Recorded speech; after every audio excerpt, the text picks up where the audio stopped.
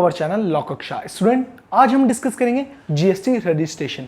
भाई रजिस्ट्रेशन में कौन कौन से टॉपिक्स होते हैं सर? टॉपिक्स का मतलब देखिए सेक्शंस भी तो होते हैं, कौन पर्सन लाइबल है कौन पर्सन नहीं है, किस सेक्शन में किस पर्सन को कितनी लाइबिलिटी पे करनी है, किस तरीके का रजिस्ट्रेशन लेना है, क्या उसे कंपलसरी रजिस्ट्रेशन है, क्या वो लाइबल हुआ है, क्या उसकी लिमिट्स होती हैं। तो आज हम ये डिस्कस करेंगे। जिन स्टूडेंट्स ने पहले की वीडियोस नहीं देखी प्लीज़ जाके चेक करें, फर्स्ट वाली वीडियो बहुत इंपॉर्टेंट है, उसमें जीएसटी का पूरा इंट्रोडक्शन है, उस वीडियो को जाके जरूर देखें। स्टार्ट करते हैं। देखिए जीएसटी रजिस्ट्रेशन किस सेक्शंस में होते हैं। देखिए यहाँ लिख रखा मैंने सेक्शन 22 to 30। सर सेक्शन 22 से लेकर सेक्शन 30 तक का क्या रजिस्ट्रेशन ही बताता है? देखिए मैंने आपसे क्या कहा है, रजिस्ट्रेशन के भी पार्ट्स हैं। पार्ट्स मींस सर सेक्शन 22 में किस चीज़ का रजिस्ट्रेशन होता है, सेक्शन 23 में क्या होता है, सेक्शन 24 क्या करता है। देखो सब रजिस्ट्रेशन ही करते हैं, बट हमें बताते हैं कि कौन पर्सन लाइबल है रजिस्ट्रेशन के, किस पर्सन लाइबल नहीं है, किस पर्सन को लेना है, कौन पर्सन किस कैटेगरी किस सेक्शन में फॉल होता है, उस अकॉर्डिंग हमें पता होना चाहिए। जैसे सेक्शन 24 में एग्जाम्पल के थ्रू बताता हूँ, उसमें आपको कंपलसरी रजिस्ट्रेशन लेना पड़ेगा। मतलब अगर वो सर्टेन डिपार्टमेंट या सर्टेन फील्ड में कोई सर्विस प्रोवाइड कर रहे हैं, सर्टेन प्रोडक्ट कर रहे हैं, तो उनके लिए कंपलसरी क्या होगा, मस्ट होगा। ठीक है, स्टार्ट करते हैं। देखिए हम सेक्शंस को 2 पार्ट्स में डिवाइड है। सेक्शन 22 से लेकर 25 तक का क्या है, लीगल पार्ट। इसमें क्या होता है, when a person required to take registration in GST और व्हेन नॉट रिक्वायर्ड, मतलब किस पर्सन को रिक्वायरमेंट होगी रजिस्ट्रेशन की, किस पर्सन को नहीं होगी रिक्वायरमेंट रजिस्ट्रेशन की। किन सेक्शन में बात करेंगे, बिल्कुल सही, सेक्शन 22 से लेकर सेक्शन 25 तक में हम बात करेंगे किन पर्सन को जरूरत होगी जीएसटी की, किन पर्सन को नहीं होगी। सेक्शन 29 क्या कहता है, if registration has whether we can cancel the registration और नॉट सरेंडर। मतलब देखिए क्या है, इसमें हम सरेंडर चाहें, मतलब हम सेक्शन 29 में हम चाहते हैं, जैसे मैंने जीएसटी रजिस्ट्रेशन लिया, मुझे लगा कि मेरे यूज़ में नहीं है, वो मुझे हेल्पफुल नहीं हुआ, तो मैंने क्या खुद कैंसिल करवा दिया अपना रजिस्ट्रेशन। बट ध्यान रखें, एक बार आप कैंसिल करवा देते हैं तो बहुत प्रॉब्लम आगे राइज हो जाती है, आपको उस पैन नंबर पे जीएसटी का रजिस्ट्रेशन दोबारा नहीं मिल सकता। ठीक, अब आते हैं सेक्शन 30। सेक्शन 30 क्या कहता है, whether of officer of GST cancel registration. मतलब ऑफिसर, जीएसटी ऑफिसर आपका क्या कर देता है, रजिस्ट्रेशन कैंसिल कर देता है। देखिए इस चीज़ में आप उसके बाद अगेंस्ट में रिपोर्ट करते हैं, रिवोक करते हैं उस पर्सन को, तो उसके बाद आपको मे बी रजिस्ट्रेशन आपको मिल जाता है। यहाँ कौन करता है, सेल्फ। और सेक्शन 30 में क्या करता है, हमारा ऑफिसर ऑफ जीएसटी, मतलब गुड्स एंड सर्विस का हमारा ऑफिसर क्या करता है, हमारे रजिस्ट्रेशन को कैंसिल कर देता है। सेक्शन 29 पे हमने क्या डिस्कस करा था, बिल्कुल सही, सेल्फ कैंसिलेशन, मतलब हमने खुद का रजिस्ट्रेशन कैंसिल कर दिया। ठीक है, आगे इन्हें डिस्कस करते हैं। Come to the next slide. अब सेक्शन 22 से 25 में क्या था, मैंने कहा था लीगल पार्ट है, कौन पर्सन लाइबल है कौन पर्सन नहीं। सेक्शन 22, सेक्शन 23, सेक्शन 24, सेक्शन 25 क्या कहते हैं सर सेक्शंस। सेक्शन 22 क्या कहता है, जनरल प्रोविजंस रजिस्ट्रेशन के क्या क्या प्रोविजंस है हमारे रजिस्ट्रेशन के लिए। सेक्शन 23 हमें क्या बताता है, person not liable for registration, मतलब जो पर्सन लाइबल नहीं है किस चीज के, जीएसटी रजिस्ट्रेशन के। कौन सा सेक्शन बताता है, सेक्शन नंबर 23।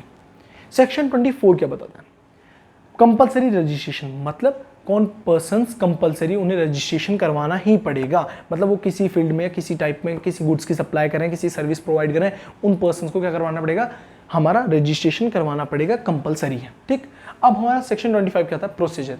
सर प्रोसीजर भी तो बताना पड़ेगा, अगर रजिस्ट्रेशन करवाना है तो रजिस्ट्रेशन करवाने का तरीका भी तो पता होगे, वो सेक्शन 25 बताएगा। स्टूडेंट्स अभी मैं थ्योरेटिकल बता रहा हूँ, बाकायदा जीएसटी पोर्टल में आपको रजिस्ट्रेशन करके दिखाऊंगा एग्जांपल के थ्रू, कि आप प्रैक्टिकल लाइव भी देखें कि कैसे रजिस्ट्रेशन करते हैं। हमारे साथ जुड़े रहे हमारे चैनल पे। Next slide. अब सेक्शन 2 सब सेक्शन 107 क्या कहता है, देखिए टैक्सेबल पर्सन। अब टैक्सेबल, देखिए पर्सन टैक्सेबल क्या होता है, कौन सा पर्सन टैक्सेबल है। Taxable person means person who is registered और liable to be a registered, section 24, section 22। अब सर सेक्शन 22 और सेक्शन 24 क्या है, देखिए इसमें मैंने आपको बोला जो पर्सन क्या हो, किसके अंडर आ रहा हो, सेक्शन 24 के अंडर या सेक्शन 22 के अंडर आ रहा हो, लायबल हो रजिस्टर्ड के या रजिस्टर्ड हो। सर लायबल फॉर रजिस्टर्ड और रजिस्टर्ड का अंतर क्या है, देखिए यहां मैंने लिख रखा liable to be a registered और रजिस्टर्ड। अब इसमें डिफरेंस क्या है, देखिए या तो वो पर्सन रजिस्टर्ड हो या उस पर लायबिलिटी अराइज होगी, मतलब अब उसे रजिस्ट्रेशन करवाना होगा, तो वो क्या कहलाएगा, टैक्सेबल पर्सन कहलाएगा। लायबिलिटी अराइज होगी, एग्जांपल के थ्रू समझते हैं। जैसे आपको मैं एग्जांपल बताता हूं कि किसी भी सर्विस में आपकी लिमिट, एनुअल लिमिट 20 लाख से ऊपर चली गई, तो आप क्या हो जाओगे, लायबल हो जाओगे रजिस्ट्रेशन के। ठीक, आपने रजिस्ट्रेशन नहीं करा, आपकी जो लिमिट थी एक्सीड कर चुकी है, तो आप लायबल हो गए, तो आप क्या हो गए, टैक्सेबल पर्सन हो गए।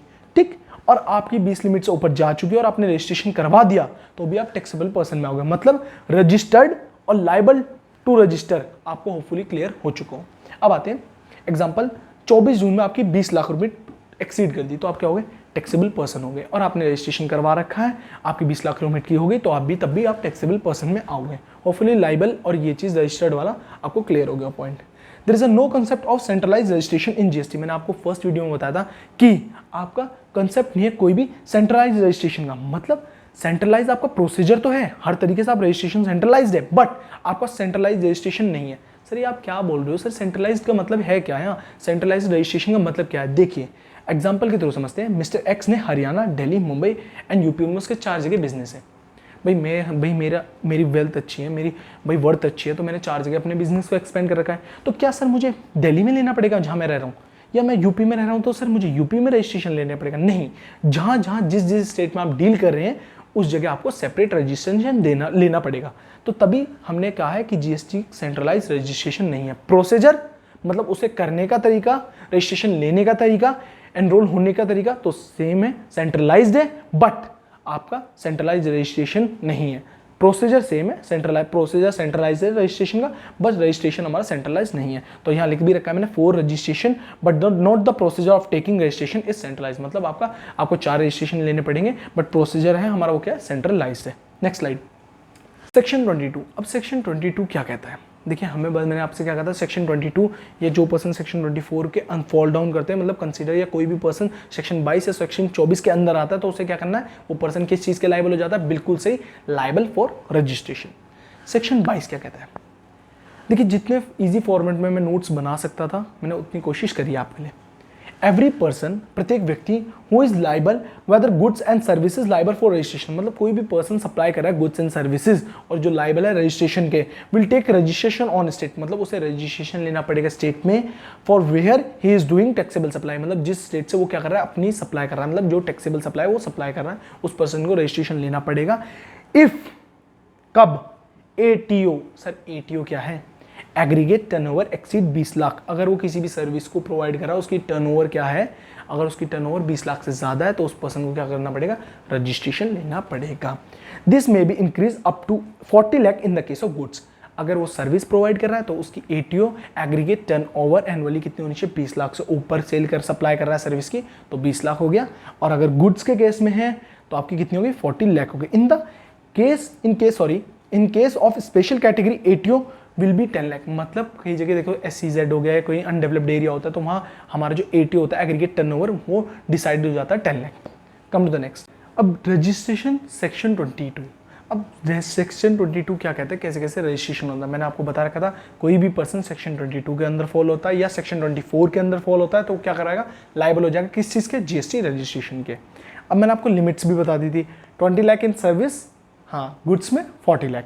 अब मैंने क्या कहा था, स्पेशल केसेस होते हैं तो आपकी क्या हो जाती है लिमिट, एटीओ एग्रीगेट टर्नओवर कितनी हो जाती है, 10 लाख हो जाती है। देखिए वो एक केस हमने यहाँ डिस्कस करा है, कोई भी पर्सन गुड्स एंड सर्विस की सप्लाई कर रहा है, रजिस्ट्रेशन में आपकी क्या रिक्वायरमेंट हो गई, 20 लाख। बट जैसे मणिपुर, मिजोरम, नागालैंड, त्रिपुरा, इसमें एटीओ क्या होनी चाहिए, 10 लाख। मैंने आपको कहा था इन स्पेशल केसेस आपकी क्या होती है, एटीओ 10 लाख भी कंसिडर करी जाती है, ठीक है। अब वैसे ही अगर कोई 100% गुड्स में सप्लाई कर रहा है तो आपकी क्या है, 40 है, तो आपने मैंने यहाँ दिखा दिया कि एटीओ क्या होनी चाहिए, 40 होनी चाहिए। बट स्पेशल केसेस क्या हो गए, अगर आप मणिपुर, मिजोरम, नागालैंड में कर रहे हैं सप्लाई या त्रिपुरा में कर रहे हैं तो आपकी एटीओ क्या होती है, 10 लाख के एक्सीड हुई तो आप किसके हो जाओगे, लाइबल रजिस्ट्रेशन के हो जाओगे। अगर आप उत्तराखंड, तेलंगाना, अरुणाचल प्रदेश, इन सब कैटेगरीज, इन सब स्टेट में वर्किंग कर रहे हैं तो आपकी क्या होगी, एटीओ 20 लाख हो जाएगी गुड्स में भी, तो आपको क्या हो गया, आप लाइबल हो जाओगे रजिस्ट्रेशन के। तो एक बार आप इससे मेन इंपॉर्टेंट है पढ़ ले कि आपको कौन सी जैसे करने का, नॉर्मली आप किसी भी स्टेट में फॉल कर रहे हैं तो आपकी क्या होगी, 20 लाख होगी सर्विस में, गुड्स एंड सर्विस में। अगर आप मणिपुर, मिजोरम, देखिए MMNT तो आप इसे याद कर लेना, MMNT में आप फॉल कर रहे हैं तो आपकी एटीओ कितनी होनी चाहिए, 10 लाख होनी चाहिए। 10 लाख से एक्सीड होते ही आपको क्या हो जाएगा, लाइबल हो जाएगा रजिस्ट्रेशन के। और आप गुड्स में क्या होती है, 40 होती है, सर्विस में क्या होती है, 20 लाख होनी चाहिए एटीओ। और जो गुड्स में है UTPAMS, इसमें आपको क्या रजिस्ट्रेशन की नीड होगी, आपकी एटीओ में से आपकी जो एटीओ है एग्रीगेट टर्नओवर आपकी 20 लाख से अबव हो जाएगी तो आपको रजिस्ट्रेशन के लाइबल हो जाओगे, ठीक है। Come to the next slide, aggregate turnover. बार बार हम शॉर्ट फॉर्म यूज कर रहे थे, एटीओ तो एटीओ का हिस्सा एग्रीगेट टर्नओवर। एग्रीगेट टर्नओवर का मतलब क्या होता है सर, देखिए मैंने लिख रखा है value of all taxable supply, मतलब जो भी हम गुड्स या सर्विस सप्लाई कर रहे हैं टैक्सेबल सप्लाई, उसकी वैल्यू एक्सक्लूडिंग क्या है यहाँ, reverse charge basis. Sir reverse charge basis क्या, अभी अपने पहले की स्लाइड में समझाया था रिवर्स चार्ज मैकेनिज्म। उसमें क्या था कि जहाँ रिसिपिएंट पे कर रहा है टैक्स, जो लाइबिलिटी है वो किस पर राइज हो रही है, रेसिपिएंट पे राइज हो रही है, ठीक है। उसे एक्सक्लूड करके जो भी हम गुड्स की या सर्विसेज सप्लाई कर रहे हैं, कौन सी, टैक्सेबल सप्लाई, वो क्या होती है, हमारी एग्रीगेट टर्नओवर। इसमें एक और चीज़ है, same pan number, means same pan number से जो जो सप्लाई हो रही है। ऐसा नहीं होता कि आप दिल्ली में सप्लाई कर रहे हैं और यूपी में नहीं, आपके सेम पैन नंबर से दिल्ली में हो रही हो, यूपी में हो रही हो, मध्य प्रदेश में हो रही हो, किसी भी स्टेट में हो रही हो, वो इंट्रा स्टेट सप्लाई हो या इंटर स्टेट सप्लाई हो, उस सारी ही सप्लाई की value excluding RCM, excluding central tax, state tax और हमारा यूटी टैक्स और इंटीग्रेटेड टैक्स को एक्सक्लूड करके जो भी हमारी टोटल वैल्यू आएगी उसे हम कहते हैं aggregate turnover. Taxable good, taxable good किस चीज़ के लिए लायबल होते हैं, बिल्कुल सही, liable to GST, liable for goods and service tax. Non taxable goods कौन से होते हैं, देखिए नॉन टैक्सेबल गुड्स वो होते हैं जिसमें गवर्नमेंट के पास पावर नहीं होती कि इस एक्ट के अंदर वो किसी को उन पे लायबल मतलब जीएसटी चार्ज करें। देखिए no power under the act to tax their goods, उन गुड्स पे हम क्या गवर्नमेंट क्या नहीं कर सकती, टैक्स नहीं ले सकती। अब आते हैं एग्जम्प्टेड गुड। एग्जम्प्टेड गुड कौन से होते हैं, देखिए गवर्नमेंट के पास पावर तो है किस चीज़ की, उन गुड्स पे क्या कर सकते, टैक्स ले सके, बट स्टिल नॉट टैक्सेबल, मतलब अभी वो टैक्सेबल नहीं है। इन फ्यूचर चाहे गवर्नमेंट तो एग्जम्प्टेड गुड पे क्या टैक्स ले सकती है। Come to the next slide. अब देखिए मैंने एग्जांपल समझा रखा है, mister A limited, Drinko, Pinko and Aiko. इसमें क्या है, जैसे टैक्सेबल गुड हो गया उसका 14 लाख, एग्जम्प्टेड गुड हो गया उसका 16 लाख, एक्सपोर्ट गुड हो गया उसका 22 लाख। तो उसमें क्या हो गया, उसका एग्रीगेट टर्नओवर क्या आ गया, 52 लाख। हमने सारी चीज़ को क्या कर दिया, ऐड कर दिया।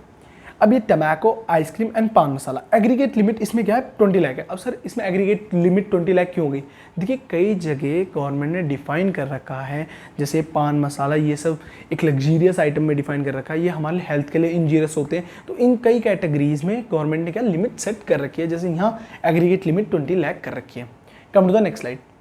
Section 23, person not liable for GST registration. कौन कौन पर्सन लायबल नहीं होते किसके, जीएसटी रजिस्ट्रेशन के। देखिए 2 categories, person dealing in a exempted good, person dealing in a agriculture activities. मतलब पर्सन जो पर्सन एंगेज है हमारे एग्रीकल्चर एक्टिविटीज़ में या जो डील कर रहे हैं किसमें, एग्जम्प्टेड गुड में, वहाँ हमारा सेक्शन 24 एप्लीकेबल नहीं होता, सेक्शन 22 एप्लीकेबल नहीं होता। सर क्यों नहीं होता, देखिए यहाँ हमारे एग्जाम्पल में मैंने लिख रखा है, मिस्टर एक्स ने सप्लाई करी 40 लाख के एग्जम्प्टेड गुड्स की, तो वो लायबल नहीं होगा जीएसटी रजिस्ट्रेशन के। अगर कोई पर्सन है उसने एग्रीकल्चर एक्टिविटी में एंगेज है, उसने सप्लाई कितने की भी करी हो गुड्स की, लाइक 50 लाख, 60 लाख, तो अपने पिछले आपने वीडियो में पढ़ा था तो आपने क्या देखा था कि सर उसकी लिमिट 40 होती है। अगर कोई गुड्स की सप्लाई कर रहा है 40 से एक्सीड कर रहा है तो वो लायबल होता है सर रजिस्ट्रेशन के। सेक्शन 22 हमारा ये कहता है, बट सेक्शन 23 क्या कहता है, उसे अपोज करता है कि अगर वो एग्रीकल्चर एक्टिविटीज़ में डील कर रहा है या वो डीलिंग कर रहा है एग्जम्प्टेड सप्लाई में, तो वो क्या होगा, पर्सन लायबल नहीं होगा किस चीज़ के, गुड्स एंड सर्विस टैक्स के